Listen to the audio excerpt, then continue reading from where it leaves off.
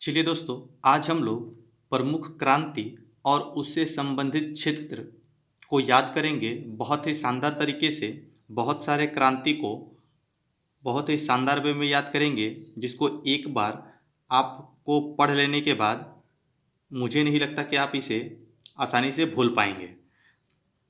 और एग्ज़ाम में खास करके रेलवे, एसएससी, इन सभी एग्ज़ामों में इनसे डायरेक्ट क्वेश्चंस आपको देखने को मिलेंगे। जैसे अगर डायरेक्ट आपसे पूछेगा कि भूरा क्रांति किससे संबंधित है, तो भूरा क्रांति किससे संबंधित है, तो सीमेंट, उर्वरक और ऊन, ये तीनों याद रखने हैं आपको, ठीक है ना। तीनों में से कोई भी ऑप्शन में आपको मिल सकता है। अब हम कैसे याद रख सकते हैं कि भूरा क्रांति को कैसे याद रख सकते हैं कि सीमेंट, उर्वरक और ऊन उत्पादन से है। सीमेंट का रंग देखिएगा, आप ध्यान से देखिएगा तो हल्का भूरा रंग का होता है और उर्वरक भी हल्का भूरा रंग का होता है। ऊन को आप डायरेक्ट ऐसे याद रख लेना, ठीक है। तो सीमेंट भी भूरा रंग का होता है और उर्वरक भी भूरा रंग का होता है, तो भूरा क्रांति किससे संबंधित है, सीमेंट, उर्वरक और ऊन। ये आपको आसानी से याद हो गया।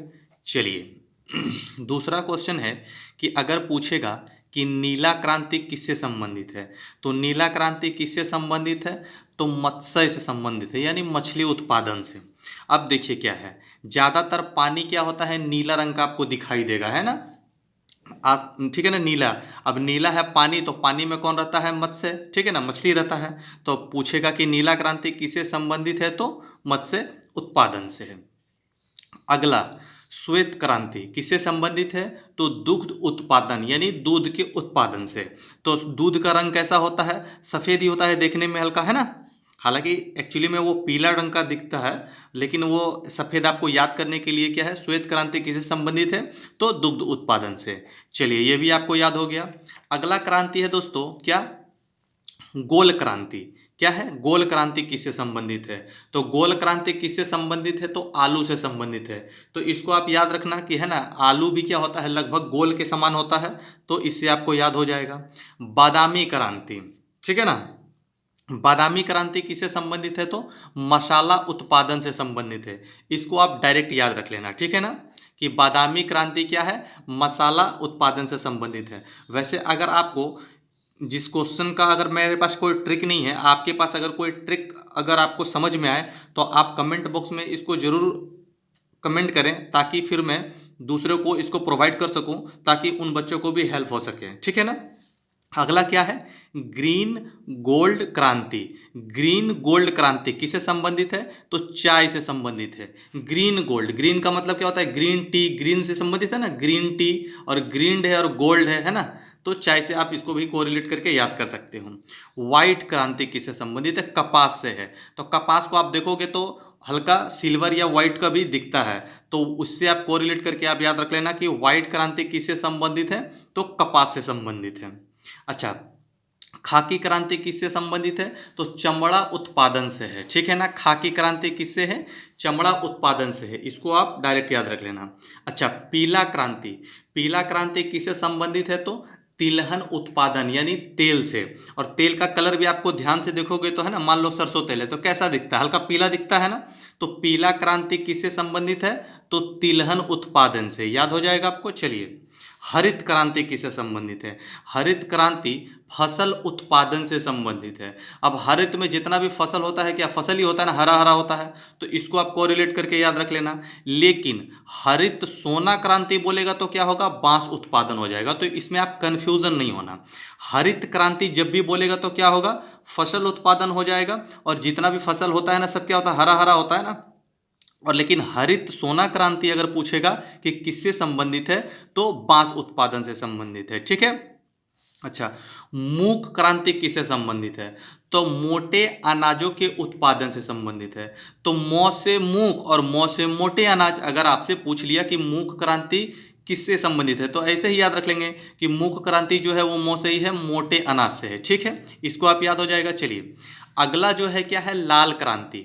लाल क्रांति का संबंध किससे है, तो टमाटर और मांस के उत्पादन से है। इसको कैसे याद रखेंगे, तो लाल क्रांति, अब लाल क्या है, टमाटर भी लाल होता है और मांस भी देखिएगा तो एक तरह से आपको लाल ही दिखाई देगा, है ना, ब्लड ब्लड दिखता है तो मांस है ना लाल ही दिखाई देता है।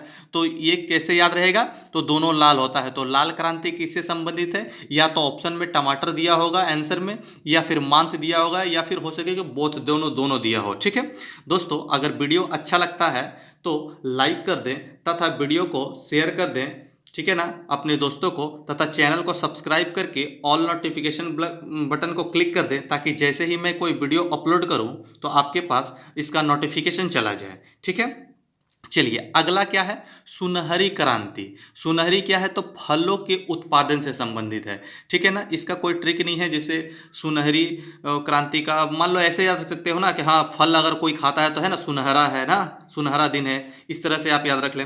अमृत क्रांति, अमृत क्रांति क्या है, तो नदी जोड़ो परियोजना से संबंधित है, और नदी में क्या होता है, नदी जोड़ो, ठीक है ना, तो नदी का जल क्या है, हमारे लिए अमृत के समान है ना, तो अमृत क्रांति किससे संबंधित है, तो नदी जोड़ो परियोजना, इस तरह से कोरिलेट करके आप याद रख सकते हैं।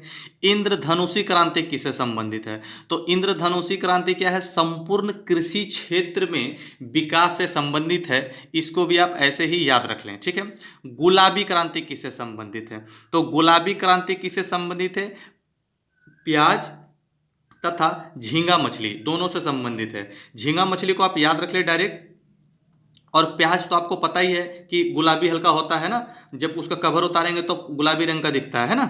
चलिए, कृष्ण क्रांति किससे संबंधित है, तो कृष्ण क्रांति किससे संबंधित है, पेट्रोलियम उत्पादन से संबंधित है, इसको भी याद रख लें आप। ठीक है ना, रजत क्रांति किससे संबंधित है, तो रजत क्रांति अंडा या फिर मुर्गी पालन से संबंधित है। मैंने इसको ऐसे याद किया क्योंकि मेरा एक दोस्त था रजत, वो क्या होता था, वो अंडा बेचता है ना, तो उससे मैंने याद कर लिया, आप इसको भी देख लो। ठीक है ना, या फिर ऐसे आप भी याद रख सकते हो ना कि रजत नाम का मेरा एक दोस्त है जो अंडा बेचता है, तो उससे आप याद रख लें। ठीक है, अच्छा अगला क्या है, परामनी क्रांति, ये किससे संबंधित है, तो भिंडी उत्पादन से, आप ऐसे ही याद रख लें। एनएच क्रांति याद रखने की कोई जरूरत नहीं है, एनएच का ही फुल फॉर्म होता है नेशनल हाईवे, तो इस किससे संबंधित होगा, तो जाहिर सी बात है स्वर्णिम चतुर्भुज योजना, ठीक है ना, रोड से ही है ये, स्वर्णिम चतुर्भुज योजना क्या है, रोड से ही संबंधित है। ठीक है, चलिए अगला क्या है, काली क्रांति। काली क्रांति से क्या क्या है, तो पेट्रोल और कोयला, और ये जो पेट्रोल होता है ना, जब इसको प्यूरिफाई करने के पहले भी ये काला ही होता है जब निकाला जाता है तो, ठीक है ना, उसके बाद फिर इसको वैसा बनाया जाता है तो उस रंग का दिखता है, तो पेट्रोल भी काला होता है और कोयला भी काला होता है। तो काली क्रांति किससे संबंधित है, पेट्रोल से और कोयला के उत्पादन से, याद हो जाएगा आपको। अच्छा, सेफ्रॉन क्रांति, सेफ्रॉन को हिंदी में ही केसर बोला, इंग्लिश में केसर को ही सेफ्रॉन कहा जाता है, तो ये डायरेक्ट उससे ही हो जाएगा कि केसर के उत्पादन से संबंधित है। ठीक है, सूर्योदय क्रांति, सूर्योदय क्रांति का संबंध क्या है, तो इलेक्ट्रॉनिक औद्योगिक में उत्पादन में, या फिर ठीक है ना उसको बढ़ावा देने में। अब सूर्योदय का क्या होता है, जब सूर्योदय होता है तो हमारे यहाँ प्रकाश होता है ना, तो इलेक्ट्रॉनिक से हम लोग भी प्रकाश करते हैं रात में, ठीक है ना, तो इसको आप कोरिलेट करके याद रख सकते हैं कि सूर्योदय क्रांति का संबंध किससे है, तो इलेक्ट्रॉनिक औद्योगिक से संबंधित है। ठीक है, चलिए अगला क्या है, खाद्यान्न श्रृंखला क्रांति किससे संबंधित है, तो खाद्यान्न सब्जी या फलों को सड़ने से बचाने के लिए ये क्रांति जो है हुआ था इसका, ठीक है ना, तो इसको आप डायरेक्ट याद रख लें। ठीक है, अगला क्रांति और लास्ट क्रांति है क्या है, कि गंगा क्रांति का संबंध किससे है, तो भ्रष्टाचार के खिलाफ सदाचार पैदा करने के लिए ये गंगा क्रांति की शुरुआत की गई थी, तो इसको भी आप डायरेक्ट याद रख लें। ठीक है, चलिए बहुत ही जल्द फिर दोस्तों किसी नए टॉपिक को लेकर के मैं आऊँगा, आज के लिए इतना ही। Thank you for watching.